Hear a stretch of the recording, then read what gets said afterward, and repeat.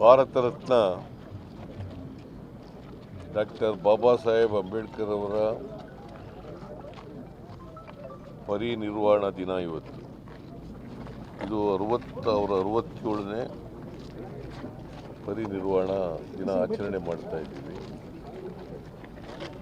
ನಾವು ಇಡೀ ಭಾರತದಲ್ಲಿ ಈ 67ನೇ ಪರಿನಿರ್ವಾಣ ದಿನವನ್ನು ಇಡೀ ದೇಶ ಗೌರವದಿಂದ ಆಚರಣೆಯನ್ನು ಮಾಡ್ತಾ ಇದೆ. ಇವತ್ತು ಬಾಬಾ ಸಾಹೇಬ್ ಅಂಬೇಡ್ಕರ್ ಅವರನ್ನು ನೆನಪಿಸ್ಕೊಂಡು ಅವರಿಗೆ ಗೌರವವನ್ನು ಸಲ್ಲಿಸ್ತಕ್ಕಂಥದ್ದು ಮತ್ತು ಯಾವ ವಿಚಾರವನ್ನು ಈ ದೇಶದ ಮುಂದೆ ಇಟ್ಟಿದ್ದರು ಆ ವಿಚಾರವನ್ನು ಜನರಿಗೆ ತಿಳಿಸ್ತಕ್ಕಂಥ, ಜಾಗೃತಿಗೊಳಿಸ್ತಕ್ಕಂಥ, ಸಂವಿಧಾನದ ಧ್ಯೇಯೋದ್ದೇಶಗಳನ್ನು ಈಡೇರಿಸ್ತಕ್ಕಂಥ ಪ್ರಯತ್ನವನ್ನು ಮಾಡ್ತಕ್ಕಂಥದ್ದೇ ಬಾಬಾ ಸಾಹೇಬ್ ಅಂಬೇಡ್ಕರ್ ಅವರಿಗೆ ಸಲ್ಲಿಸ್ತಕ್ಕಂಥ ಗೌರವ. ನಾವು ಬಾಬಾ ಸಾಹೇಬ್ ಅಂಬೇಡ್ಕರ್ ಅವರು ಸಂವಿಧಾನದ ಕರ್ತೃ. ಅವರು ಭಾರತ ಸಂವಿಧಾನದ ಕರ್ತೃ. ಅವರು ಸಂವಿಧಾನ ಅಂಗೀಕಾರ ಆದಂಥ ಇಂದಿನ ದಿನ ನವೆಂಬರ್ 26, 1949. 25ನೇ ತಾರೀಕು, ನವೆಂಬರ್ 25ನೇ ತಾರೀಕು 1949 ಕಾನ್ಸ್ಟಿಟ್ಯೂಂಟ್ ಅಸೆಂಬ್ಲಿನಲ್ಲಿ ಒಂದು ಭಾಷಣ ಮಾಡಿದ್ದಾರೆ. ಆ ಭಾಷಣ ಐತಿಹಾಸಿಕವಾದಂಥ ಭಾಷಣ. ಅವತ್ತೇನು ಹೇಳಿದ್ದಾರೆ ಅಂತಂದರೆ, ನಾವು 1950 ಜನವರಿ 26ನೇ ತಾರೀಕಿನಿಂದ ವೈರುಧ್ಯತೆ ಇರ್ತಕ್ಕಂಥ ಸಮಾಜಕ್ಕೆ ಕಾಲಿಡ್ತಾ ಇದ್ದೀವಿ.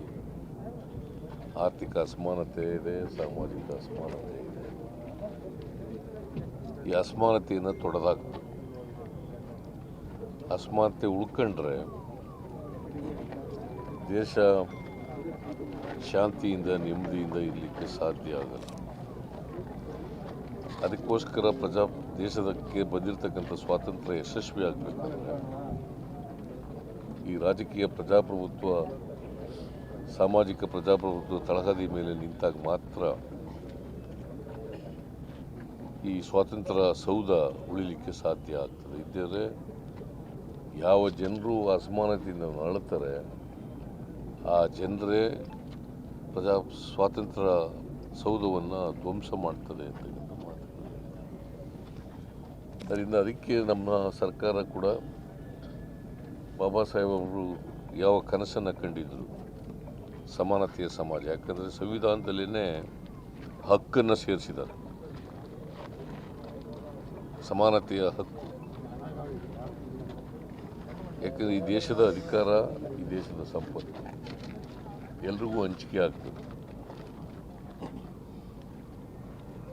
ಜಾತಿ ವ್ಯವಸ್ಥೆ ಹೋಗ್ಬೇಕು, ವರ್ಗ ವ್ಯವಸ್ಥೆ ಹೋಗ್ಬೇಕು.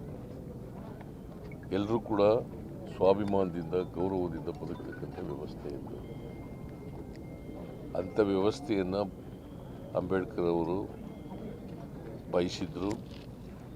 ಆ ದಿಕ್ಕಿನಲ್ಲಿ ನಮ್ಮ ಸರ್ಕಾರನೂ ಕೂಡ ಕೆಲವು ಹೆಜ್ಜೆಗಳನ್ನು ಇಟ್ಟಿದೆ ಅಂತಕ್ಕಂಥ ಮಾತುಗಳನ್ನು ಈ ಸಂದರ್ಭದಲ್ಲಿ ಹೇಳಲಿಕ್ಕೆ ಬಯಸ್ತೇನೆ. ಎಲ್ಲ ಜಾತಿ, ಎಲ್ಲ ಧರ್ಮದ ಬಡವರಿಗೆ ಆರ್ಥಿಕ, ಸಾಮಾಜಿಕ ಶಕ್ತಿಯನ್ನು ಕೊಡ್ತಕ್ಕಂಥ ಕೆಲಸವನ್ನು ನಾವು ಮಾಡ್ತಾ ಇದ್ದೀವಿ. ಅದನ್ನೇ ಟೀಕೆ ಮಾಡ್ತಾರೆ. ಗ್ಯಾರಂಟಿಗಳು ಘೋಷಣೆ ಮಾಡಿದ್ದಾರೆ. ಈಗ ಬಸ್ನಲ್ಲಿ ಶಕ್ತಿ ಯೋಜನೆ ಮಾಡ್ತೀವಿ. ಇಂಥ ಧರ್ಮದವರು, ಇಂಥ ಜಾತಿಯವರು ಹೋಗ್ತಾರೆ, ಎಲ್ಲ ಜಾತಿಯವರು ಹೋಗ್ತಾರೆ, ಎಲ್ಲ ಧರ್ಮದವರು ಹೋಗ್ತಾರೆ. 2,000 ರೂಪಾಯಿ ಮನೆ ಯಜಮಾನಿಗೆ ಕೊಡ್ತೀವಿ. ಅದು ಇಂಥ ಜಾತಿಯವರು ಕೊಡ್ತೀವಿ, ಇಂಥ ಧರ್ಮದವರು ಕೊಡ್ತೀವ, ಎಲ್ಲ ಮಹಿಳೆಯರಿಗೂ ಕೊಡ್ತೀವಿ.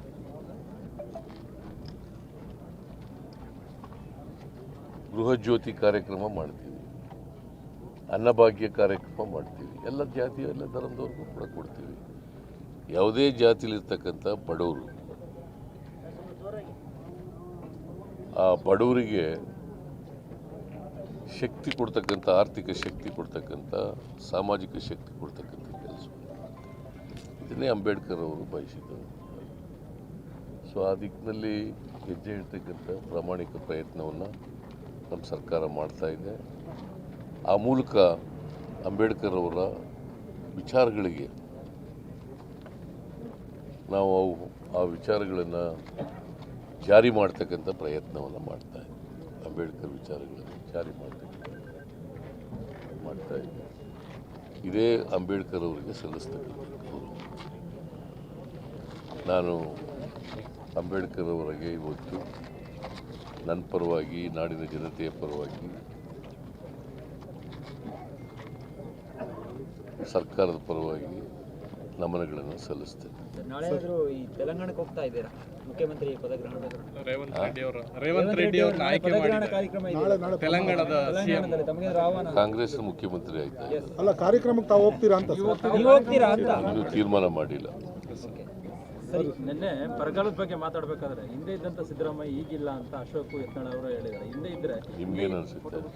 ಅಶೋಕ್ ಸರ್, ಅಶೋಕ ಹೇಳ್ತಾರೆ ಬಿಡ್ರಿ. ಅಲ್ಲ ಸರ್, ನೀವು ಮುಂಚೆ ನೀವಾಗಿರ್ಲಿ, ಹಿಂದೆ ಇದ್ದಂತ ಮುಖ್ಯಮಂತ್ರಿ ಯಾವ ರೀತಿ ಇದ್ದು ಅದೇ ರೀತಿಯಾಗಿದ್ರೆ 5 ವರ್ಷ ಮುಖ್ಯಮಂತ್ರಿ ಹಿಂದಿನ ಮುಖ್ಯಮಂತ್ರಿ ಸ್ಥಾನ ಒಪ್ಕೊಂಡಿದಾರಲ್ಲ ಈಗ ಅವರು.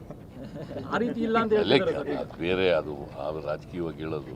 ಹಿಂದೆ ನಾನು ಒಳ್ಳೆ ಮುಖ್ಯಮಂತ್ರಿ ಅಂತ ಒಪ್ಕೊಂಡಿದಾರಲ್ಲ. ಹೌದಾ ಇಲ್ವೇನ್ರಿ?